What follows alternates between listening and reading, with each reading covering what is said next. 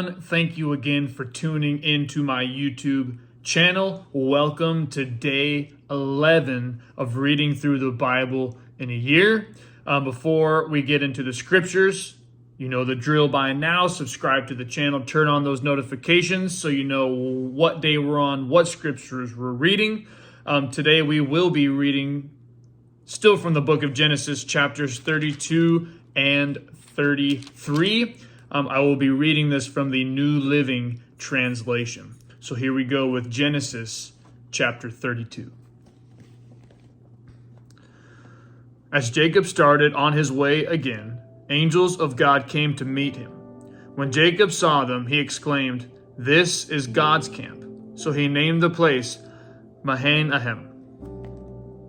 Then Jacob sent messengers ahead to his brother Esau, who was living in the region of Seir in the land of Edom. He told them, "Give this message to my master Esau. Humble greetings from your servant Jacob. Until now, I have been living with Uncle Laban, and now I own cattle, donkeys, flocks of sheep and goats, and many servants, both men and women.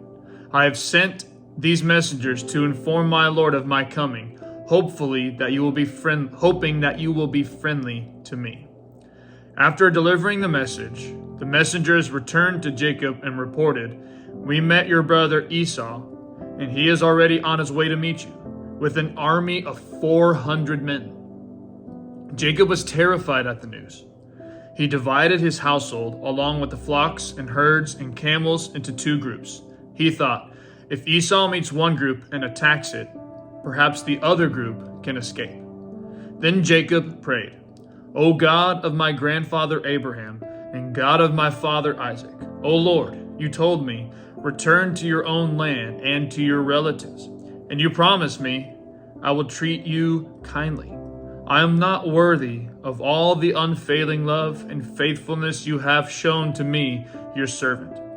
When I left home and crossed the Jordan River, I owned nothing except a walking stick. Now my household fills two large camps. O Lord, please rescue me from the hand of my brother Esau. I am afraid that he is coming to attack me, along with my wives and children. But you promised me, I will surely treat you kindly, and I will multiply your descendants until they become as numerous as the sands along the seashore, too many to count." Jacob stayed where he was for the night. Then he selected these gifts from his possessions to present to his brother Esau: 200 female goats, 20 male goats, 200 ewes, 20 rams, 30 female camels with their young, 40 cows, 10 bulls, 20 female donkeys, and 10 male donkeys. He divided these animals into herds and assigned each to different servants. Then he told his servants, "Go ahead of me with the animals, but keep some distance between the herds." He gave these instructions to the men leading the first group. "When my brother Esau meets you, he will ask, 'Whose servants are you? Where are you going? Who owns these animals?' You must reply, 'They belong to your servant Jacob, but they are a gift for his master Esau. Look, he is coming right behind us.'" Jacob gave the same instruction to the second and third herdsmen and to all who followed behind the herds. "You must say the same thing to Esau when you meet him, and be sure to say, 'Look, your servant Jacob is right behind us.'" Jacob thought, "I will try to appease him by sending gifts ahead of me. When I see him in person, perhaps he will be friendly to me." So the gifts were sent on ahead, while Jacob himself spent that night in the camp. During the night, Jacob got up and took his 2 wives, his 2 servant wives, and his 11 sons and crossed the Jabbok River with them. After taking them to the other side, he sent over all his possessions. This left Jacob all alone in the camp, and a man came and wrestled with him until the dawn began to break. When the man saw that he could not win the match, he touched Jacob's hip and wrenched it out of socket. Then the man said, "Let me go, for the dawn is breaking." But Jacob said, "I will not let you go unless you bless me." "What is your name?" the man asked. He replied, "Jacob." "Your name will no longer be Jacob," the man told him. "From now on, you will be called Israel, because you have fought with God and with men, and have won." "Please tell me your name," Jacob said. "Why do you want to know my name?" the man replied. Then he blessed Jacob there. Jacob named the place Peniel, which means face of God. For he said, "I have seen God face to face, yet my life has been spared." The sun was rising as Jacob left Peniel, and he was limping because of the injury to his hip. Even today, the people of Israel don't eat the tendon near the hip socket because of what happened that night when the man strained the tendon of Jacob's hip.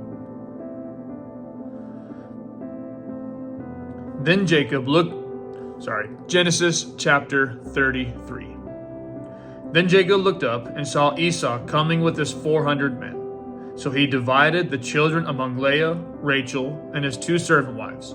He put the servant wives and their children at the front, Leah and her children next, and Rachel and Joseph last. Then Jacob went on ahead. As he approached his brother, he bowed to the ground 7 times before him. Then Esau ran to meet him and embraced him, threw his arms around his neck and kissed him, and they both wept. Then Esau looked at the women and children and asked, "Who are these people with you?" "These are the children God has graciously given to me, your servant," Jacob replied. Then the servant wives came forward with their children and bowed before him.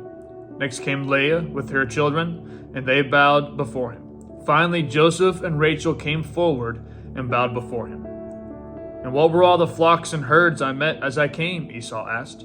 Jacob replied, "They are a gift, my lord, to ensure your friendship." "My brother, I have plenty," Esau answered. "Keep what you have for yourself." But Jacob insisted, "No, if I have found favor with you, please accept this gift from me.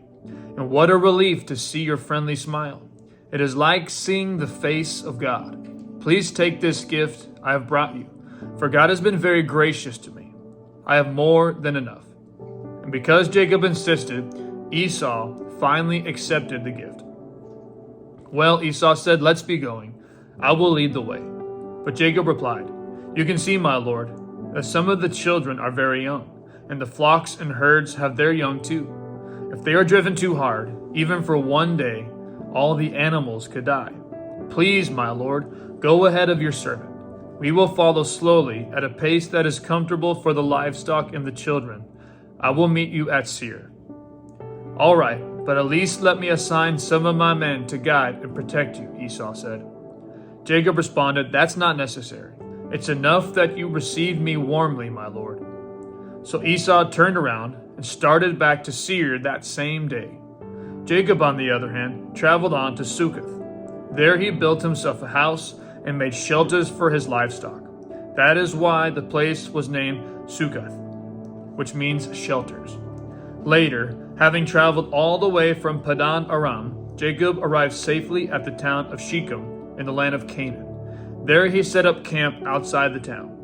Jacob bought the plot of land where he camped from the family of Hamor, the father of Shechem, for 100 pieces of silver. And there he built an altar and named it El Elohi Israel.